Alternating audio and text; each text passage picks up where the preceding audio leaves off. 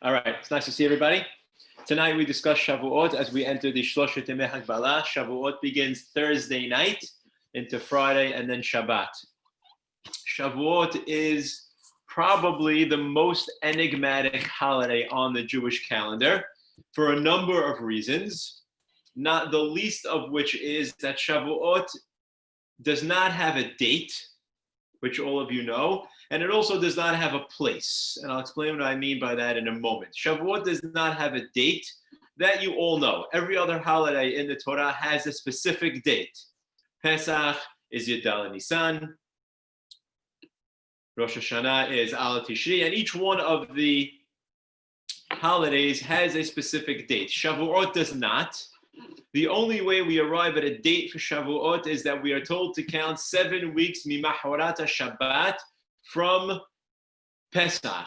Even the term Mimachorata Shabbat, when we're supposed to start counting from, in and of itself, is a matter of debate.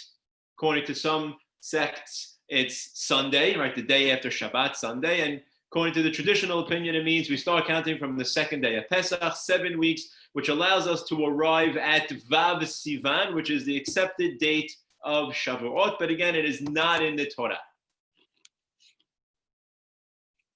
Sorry, 1 second. Where is this? No, speaking. Okay. Secondly, Shavuot does not have a place. And when I say that, I mean the following. Each of the other holidays, or at least Pesach and Shavuot, can be placed in a certain area. Pesach celebrates the exodus from Mitzrayim. We know where Mitzrayim is. We know that we traveled through the Yam Suf. We know where the Yam Suf is, and we could identify the places where it happened. If I wanted to go back to it today, I can go back to those areas.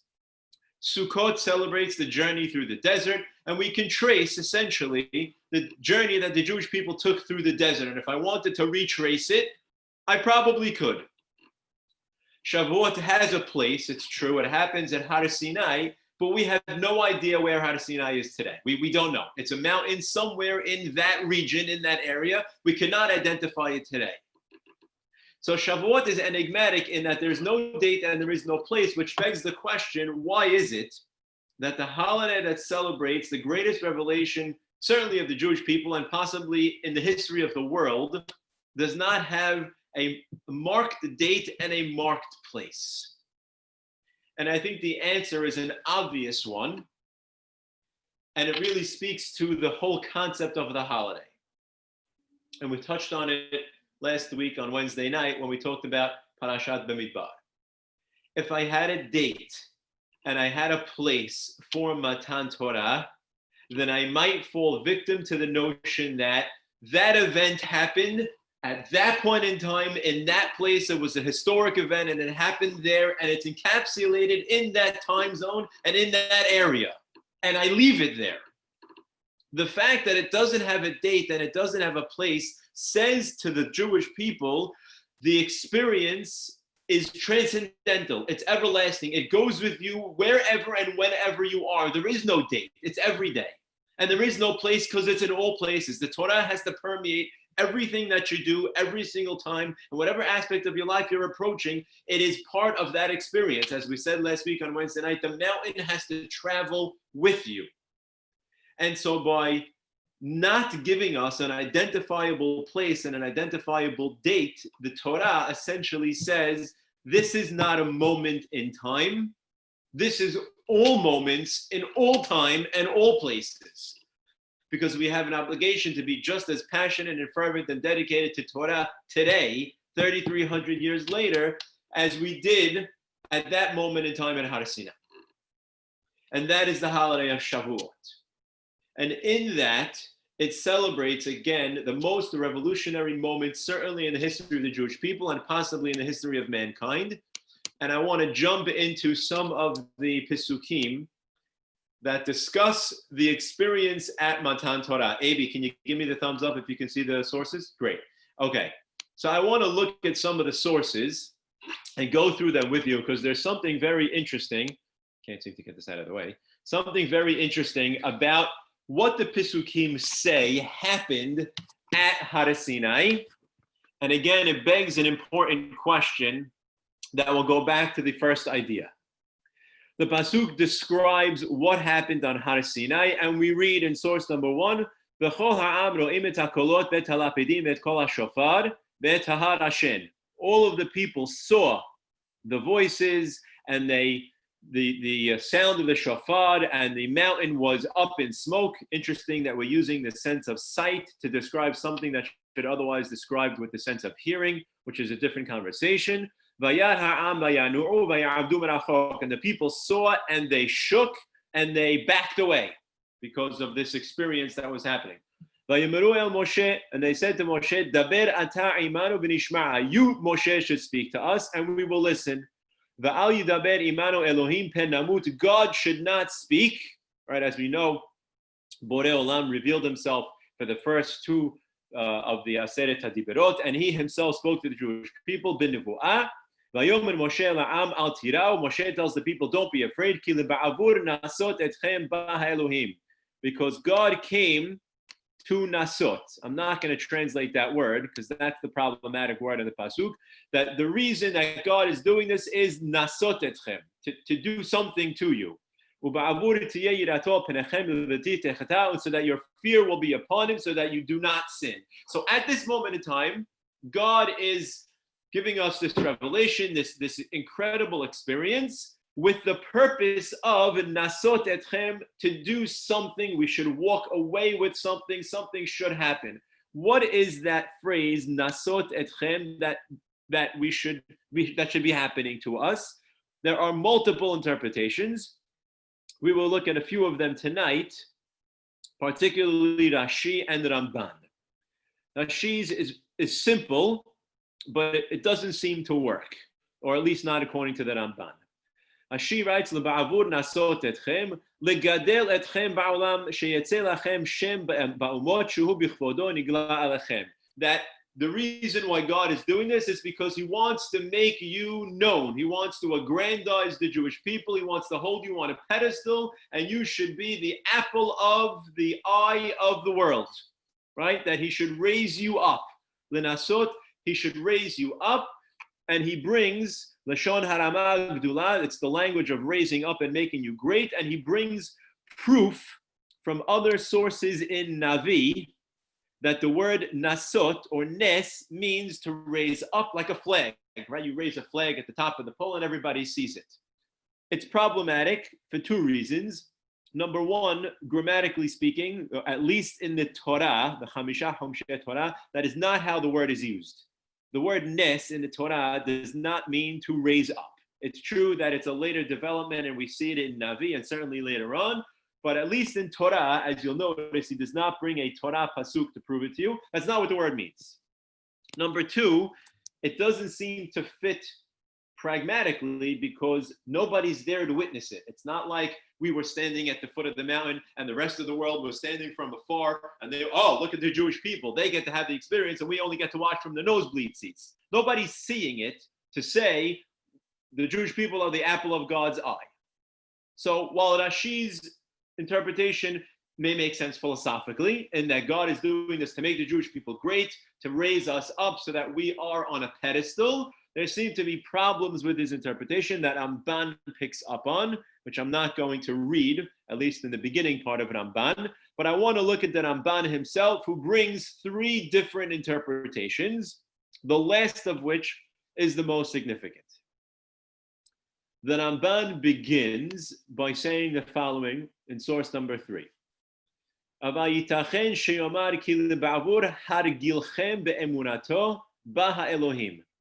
שכיוון שהראה לכם גילוי השכינה נכנסה אמונתו בלבבכם לדבקה בו ולא תיפרד נפשכם ממנה לעולם. And then he brings a proof also from Navi.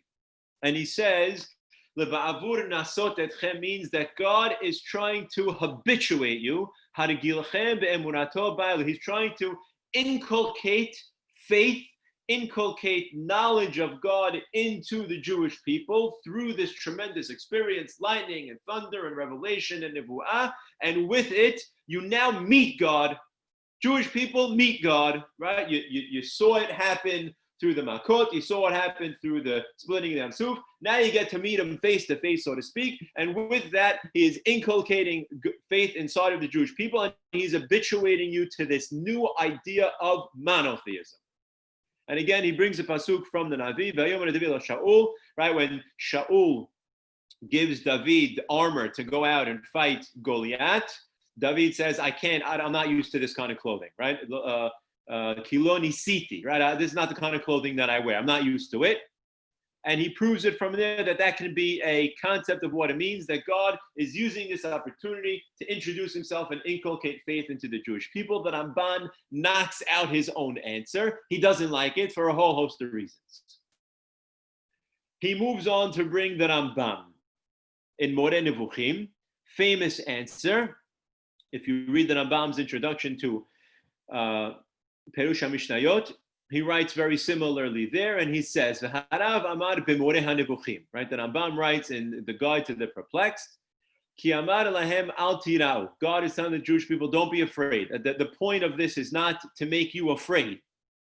Ki zeh asher item haya shekishiyinaseh Hashem Elokim etchem lehodia erech emunatchem v'ishlach lachem navi sheker sheyitzeh listod ma sheshamatem lo timar'ed ashurechem le'olam miderech ha'emet. כי כבר ראיתם האמת בעיניכם, ואם כן יאמר בעבור שיוכל לנסות אתכם לעתיד, בא האלוהים עתה כדי שתהיו עומדים לו בכל ניסיון. The Rambam says this is a test. Okay, now we're hitting on what the word means. Nisayon in Torah means a test, right? We have it by Abraham, right? God comes and he tests Abraham.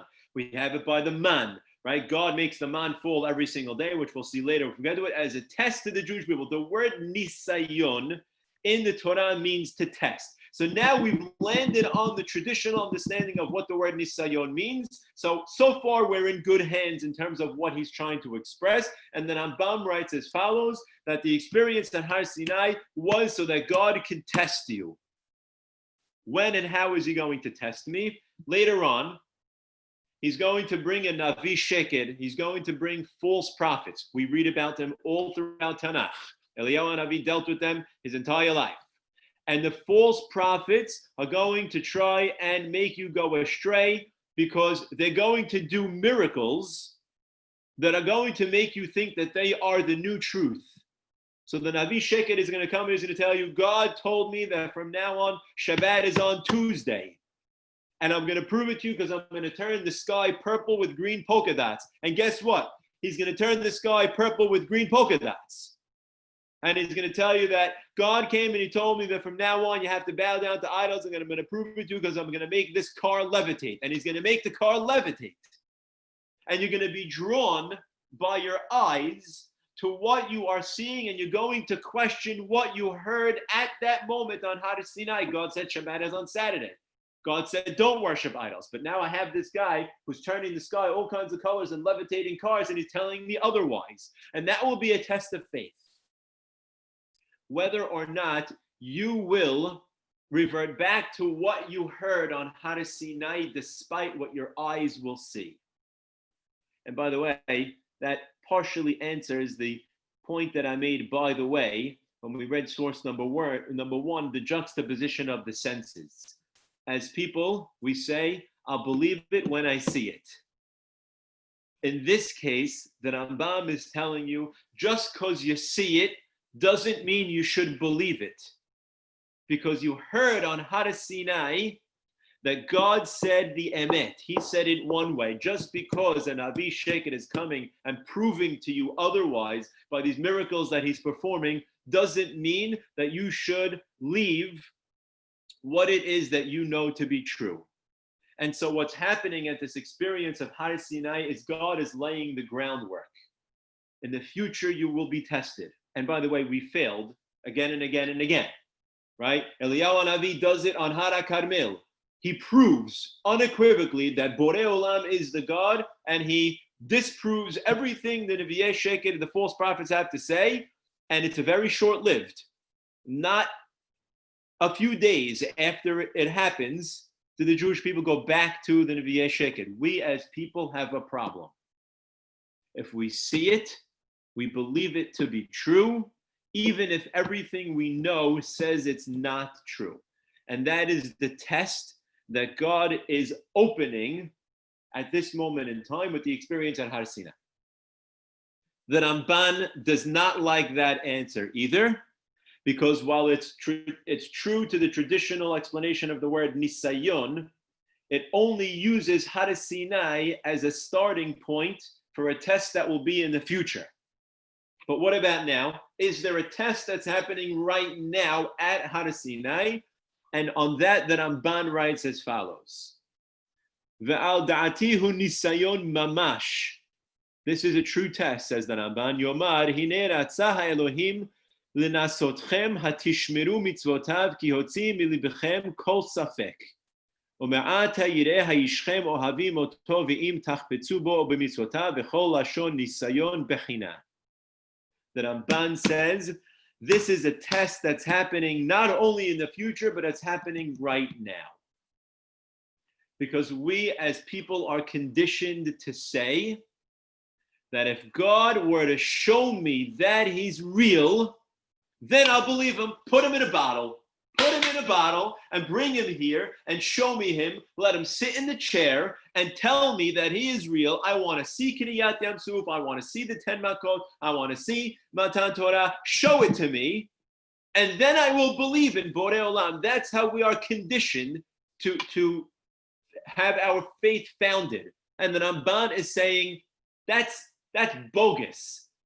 Because the Jewish people stood at Har Sinai and they just went through Kriyat Yam Suf and they just saw the 10 plagues, and not 40 days after all of that happened, they still worshipped idols. And that is the test. The Ramban says that God tells the Jewish people, I'm taking that claim away. Don't say, if only I was able to see it happen, then I would believe. Because guess what? It happened. And you didn't believe. And so there's a fundamental lacking in the human mind that is allowing him to put his faith in Borei Olam, despite the fact that he's not seeing it, when really he did actually see it happen at one point in time. It's true, it happened 3,300 years ago. But the point of the Ramban is that this experience should not be the end of faith, but the beginning of faith.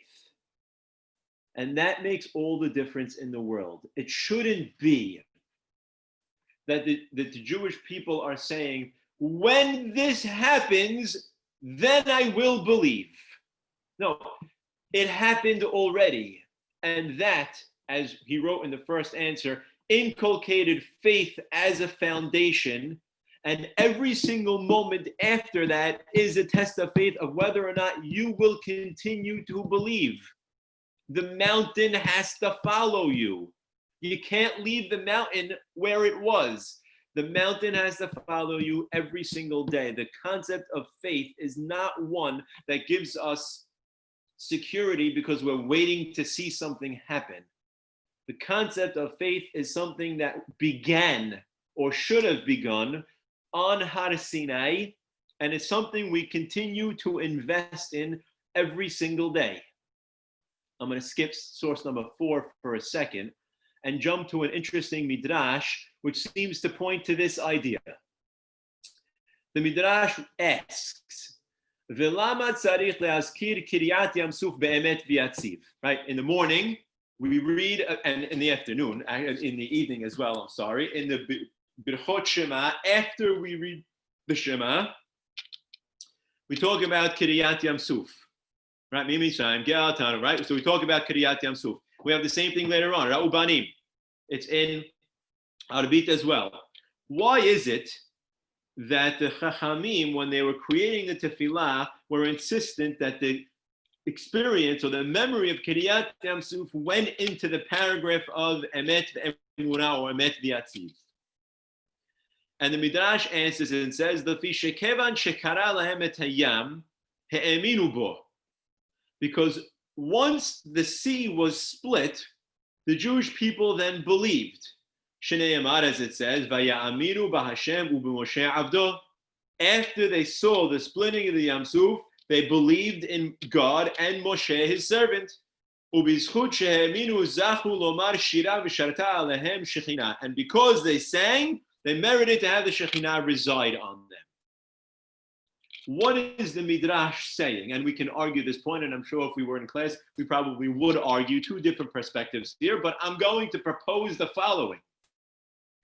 The Emunah followed the experience.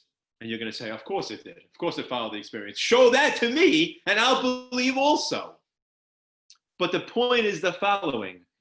At no point between when the Jewish people left Egypt and they crossed the sea is the word emunah discussed. You would think, at least according to the common day understanding of emunah, it would have appeared at that point in time. The Jewish people are afraid, the Jewish people are insecure, the Jewish people are uncertain, they don't know where they're going to go. They had faith in Borei Olam. It's not there.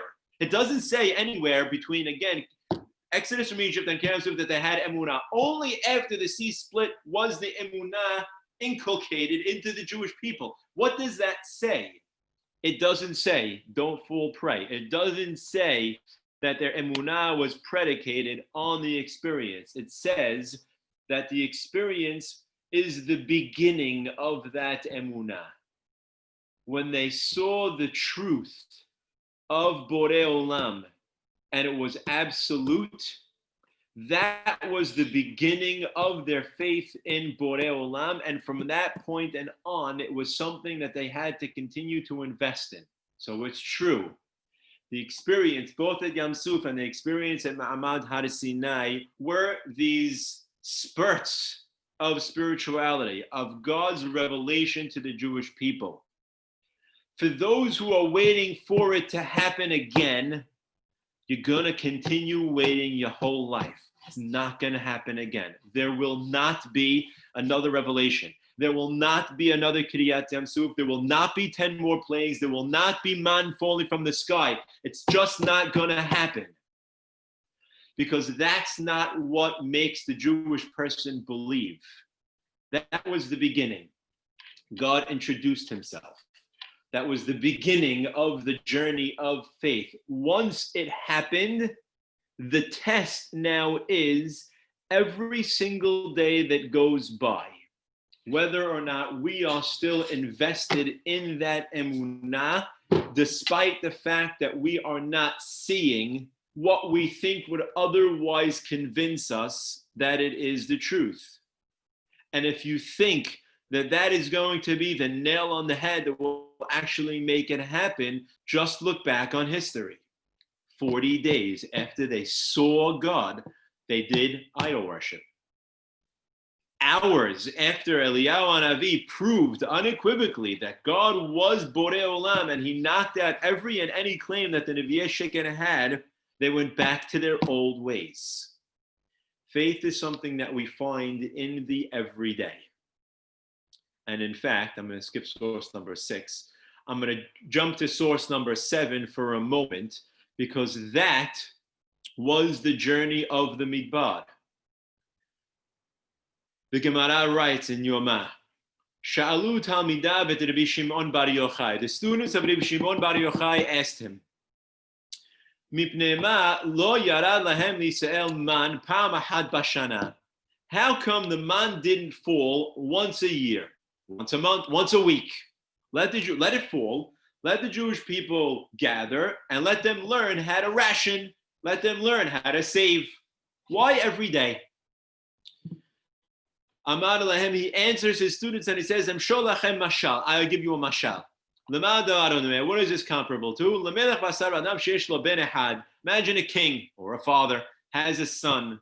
And he gives him his allowance January 1st. When's the next time he's going to see his kid? December 31st of that year, because the kid's going to disappear. The kid only sees him one time. He comes to cash in from his father, and then he disappears. Next time he needs money, he comes back to his father. But if his father were to give him allowance every single day, then his son would show up every single day. Af Yisrael, so too the Jewish people. Imagine a father has 4 or 5 kids sleeping in the desert. He goes to sleep at night. There's no food. There's nothing in the refrigerator. There's no money. All there is uncertainty. The only thing he has is his faith in Borei Olam. That tomorrow morning, that man will fall from the sky and his family will be fed. Maybe man's not going to fall tomorrow, the father thinks. He can't sleep. That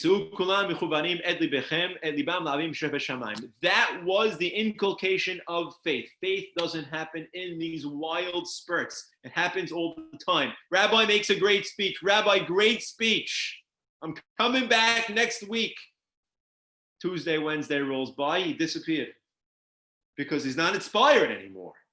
Because the inspiration can only be external for so long. If it's not in here, then it's going to dissipate very quickly. And that was the lesson of Har Sinai. God came and he said, here I am, face to face. You're not going to get any more apparent than this moment in time. But I'm telling you that this is the test. Don't tell me in 2,000 years from now, in 500 years from now, in 3,300 years from now, if only it happened, I would believe, because it happened. And yet you still struggle because the faith you're looking for something that's external, and it's just not going to happen. It has to come from in here. Faith has to be firm. Which brings us to an interesting pasuk that we all translate abstractly, but we don't translate correctly. The pasuk in the end of Parashat Bishalach, when we're fighting against Amalek, writes the following: Videi Moshe kivedim. The hands of Moshe, as he was holding them up at the top of the mountain, they got very heavy because gravity is pushing down on him. Vaychu eben vayisimu tachtav vayeshev aleha. V'Aaron v'Hur tamchu b'yadam mizeh echad mizeh echad. So his nephew and his brother each pop a squat next to him, and they're holding up his arms. Vayihi yadav emuna ad bo hashamesh, and his hands were emuna until the morning. What does that mean? His hands were emuna. His hands were faith. His hands were believing. His hands were trustworthy. What does that mean? It means his hands were firm. His hands were firm until the morning came. That's what emunah is. It has to be firm. It has to be unwavering. Even though I might see something that goes against what Borei Olam told me unequivocally on Har Sinai, the emunah has to be firm. That is what is being asked of us as we experience Har Sinai, as we commemorate that experience on Har Sinai. I ask myself, 3,300 years later, yes, it's true. Well, actually, I'm gonna say otherwise. 3,300 years later, does my emunah in Borei Olam depend on external experiences, or is it something I am able to generate internally? And that is not to say that there are not external experiences that should be strengthening one's faith. It's not going to be Kriyat Yam Suf, but for all the parents out there, when you watch your children being born, to me, there is no more experience that says God is in the room than bringing a human life into the world. So it's there for the people who want to find it. But we have to be able to find it. And I end with the Gemara in Sanhedrin, which is a beautiful midrash, and it takes us to task. And the Gemara reads as follows: Amar Rav Yehuda Amar Rav. Rav Yehuda said in the name of Rabbi, B'sha'ah shebikesh HaKadosh Baruch Hu levarot et ha'adam, bara kat achat shel malachei hasharet. When God wanted to create man, he also created a group of angels. Amar lahem, and he said to them, Ritzonchem na'aseh adam b'tzalmenu. He said, you want to partner with me in making man angels? You angels want to partner with me in making man? Amru lefanav, and they said to him, Ribono shel olam, God, ma ma'asav. What? Tell us about this man concept. Who is he? What is he going to do? What is it all about? Tell me a little bit about what man is going to be like, and then we'll tell you if we want to be invested in this project. Amar lahem kach v'kach ma'asav, and God went on to describe man, and man is going to do this, and man is going to do that, and part of man is that he's going to sin, and he's going to fail, and he's going to falter, and he's going to do bad things. Amru lefanav ribono shel olam, and the angels responded and said, Ma enosh kitis kinenu ben adam kitis kedenu. He said, we're not interested. Well, you're telling me that you're going to create a being that's inevitably going to fail, falter, and sin. So, I don't know why you would want to do that. We're out. God destroyed that group of angels. And so to another group and another group, they all had the wrong answer. The answer God was looking for is, yes, I want to be involved. Finally,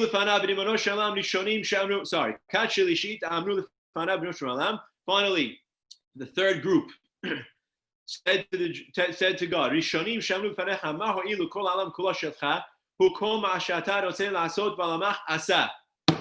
the third group got the pattern. They said, yes, God, we're with you. Whatever you want to do, include us, and we want to be with you in making man. When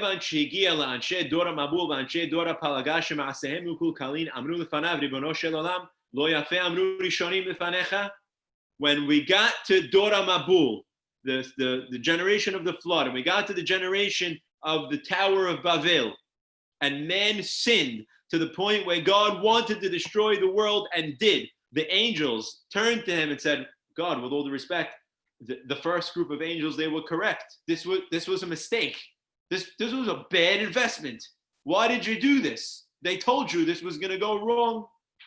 Amar lahen, God says to the angels, Va'ad zikna ani hu, va'ad seva ani esbol.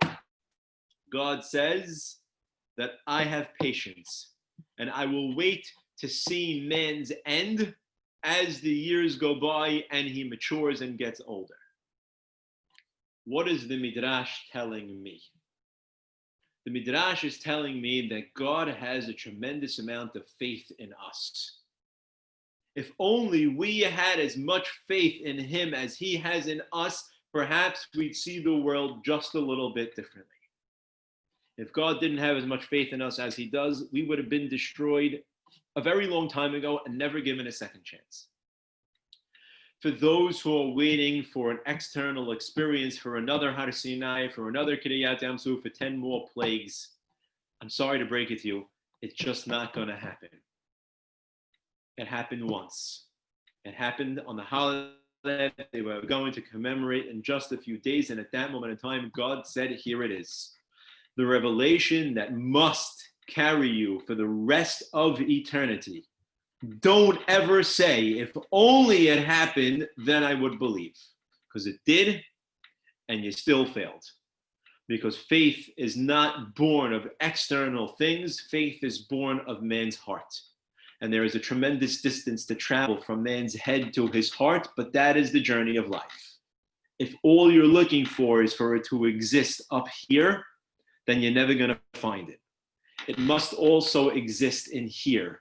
And then it will remain as firm as God's faith in us, ours will be in him. I want to wish everybody a Shabuot Sameach, a healthy and happy holiday. Enjoy it with your families. Tizkulu Shanim Rabot, Ni'imot V'Tavot, and thank you for joining.